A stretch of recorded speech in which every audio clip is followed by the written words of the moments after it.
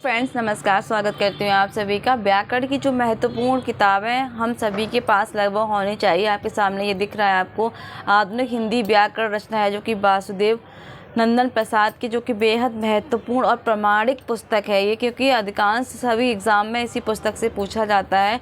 रही बात इसका कंटेंट कैसा है, टॉपिक, तो लगभग जो पढ़ रहे हैं पुराने स्टूडेंट्स वो सभी जानते हैं। अगर नए स्टूडेंट्स जानना चाहते हैं तो इस किताब को मैं ये कहूँगी सभी प्रामाणिक बुक हैं ये, और जो हर एग्ज़ाम में पूछी जाती हैं। आप इनको अब यदि आपको प्रूफ के तौर पर रखना है तो आप इन किताबों को बहुत आसानी से ले जा सकते हैं।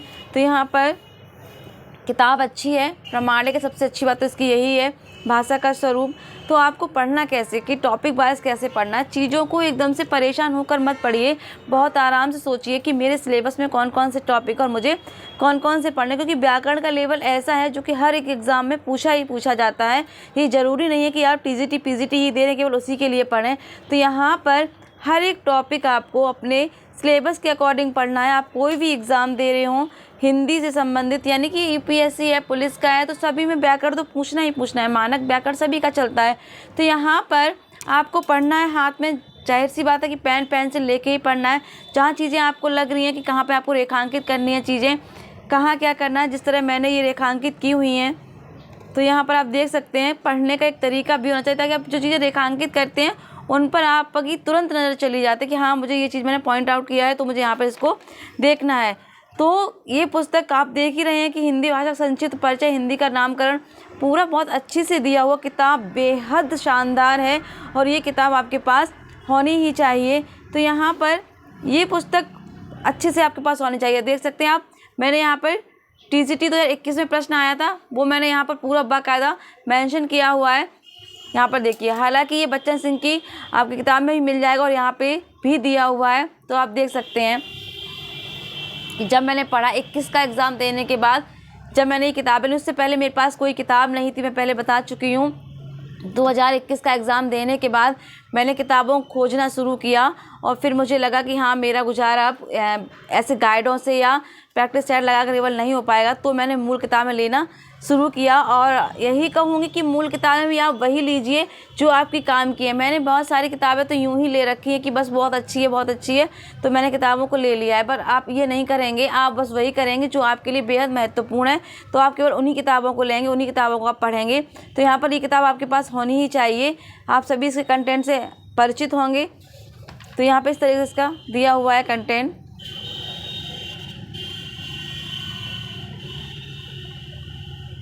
तो आप देख सकते हैं अच्छे से। तो ये किताब एक आपके पास होनी ही चाहिए। बात करूँगी अगली किताब की, जो कि वस्तुनिष्ठ है। तो यहाँ आप देख सकते हैं वस्तुनिष्ठ में आपका है पृथ्वीनाथ पांडे। ये भी प्रामाणिक पुस्तकें हैं, यानी कि हम जब अगर पढ़ रहे हैं, हम तैयारी कर ही रहे हैं, तो मुझे लगता है हमारे पास प्रामाणिक पुस्तकें होनी चाहिए। तो गलतियां होने के चांसेस ना के बराबर हो जाते हैं। और हम जब अलग अलग जिन किताबों से पढ़ते हैं तो वहाँ पर बहुत सारी गलतियाँ हो जाती है, पर हम उनसे अनभिज्ञ रहते हैं, हमें क्लियर ही नहीं होता है। तो यहाँ पे वस्तुनिष्ठ जो दी हुई है पृथ्वीनाथ पांडे जी की, जो प्रामाणिक बुक है, तो यहाँ इसको मैंने पढ़ा है, 1 से 2 बार पढ़ा है। तो यहाँ पर सभी ऑब्जेक्टिव दिए हुए हैं, यानी कि जितने प्रश्न हैं टॉपिक वाइज हैं, सभी क्या हैं, ऑब्जेक्टिव ही दिए हुए हैं यहाँ पर। तो मैं अभी आपको दिखा देती हूँ। तो अब स्टार्ट करेंगे।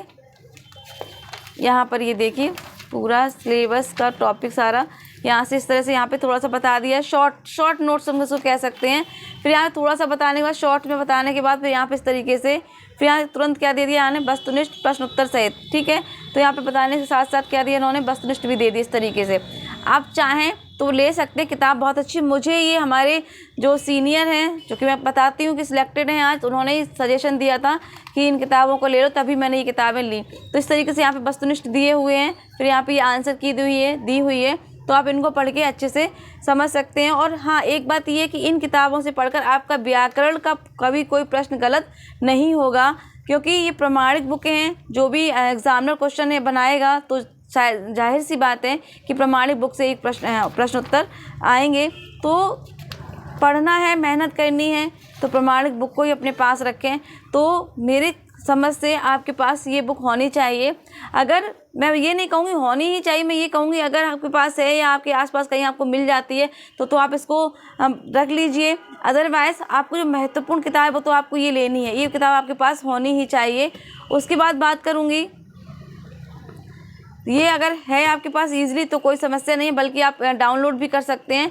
रही बात प्रैक्टिस सेट की, तो यहाँ पर ये प्रैक्टिस सेट जो ये भी मुझे सजेशन में मिला था कि ये प्रैक्टिस सेट लगाओ, अच्छा है प्रैक्टिस सेट यहाँ पर सामान्य हिंदी का, क्योंकि आप देख सकते हैं हिंदी जो व्याकरण है वो सभी एग्जामों में आ जाता है। तो यहाँ पे यूपीएससी का, यूपीएससी का, यूपीपीसीएल का, एसआई का, टेट, बीएड, यूडीए, एलडीए सभी लिखे हुए हैं यहाँ पर, तो सभी में पूछा ही जाता है व्याकरण। तो अच्छे से पढ़िए व्याकरण को, तो अच्छी पुस्तक लीजिए। तो ये पुस्तक अच्छी है, इसमें क्या है कि प्रैक्टिस सेट दिए हुए हैं इस तरीके से, फिर इसमें क्या है कि मानक जो पूरे तरीके हैं तो इसके व्याकरण के इस तरीके से प्रश्न देने के बाद इन्होंने क्या किया है, इसमें व्याख्या भी दी है। तो ये चीज़ भी अच्छी है कि चीज़ें आपको अच्छे से स्पष्ट हो जाएंगी। तो यहाँ पे लगभग एक प्रैक्टिस सेट 50 प्रश्न हैं, तो इनको लगा के आपको बोरियत भी महसूस नहीं होगी। और किताब बहुत अच्छी है क्योंकि इसमें पूरा व्याख्या करके भी दिया हुआ है। तो ये हालांकि ख़रीदने के लिए आप चाहें तो बहुत सारी किताबें खरीद लें, पर मुझे लगता है उसकी आवश्यकता नहीं है।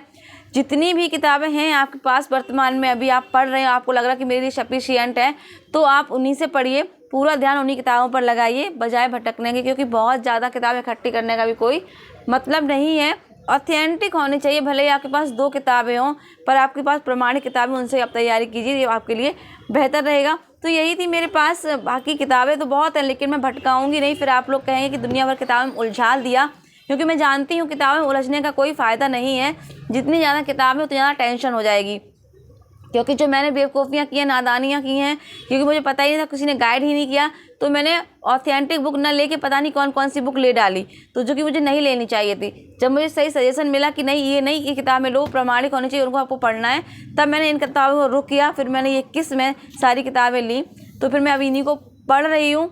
तो बस आपसे यही कहूँगी कि इन्हीं किताबों को लीजिए, इन्हीं से अपनी अच्छे से तैयारी कीजिए, ताकि आपका व्याकरण से कोई पोर्शन गलत ना हो।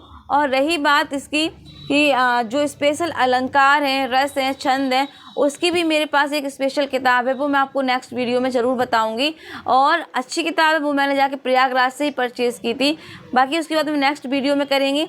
तो आज ये जो महत्वपूर्ण व्याकरण की किताबें हैं, बहुत टेंशन रहती है, क्योंकि व्याकरण भी हिंदी साहित्य में 50% आता है, तो हमें इसको भी बहुत अच्छे से पढ़ना है। तो इसी के साथ आगे लूँगी, और अगर मेरी बात और मेरा सजेशन अच्छा लगे तो वीडियो को लाइक कर दीजिए, चैनल को सब्सक्राइब कर लीजिए। धन्यवाद, नमस्कार, जय हिंद, जय भारत।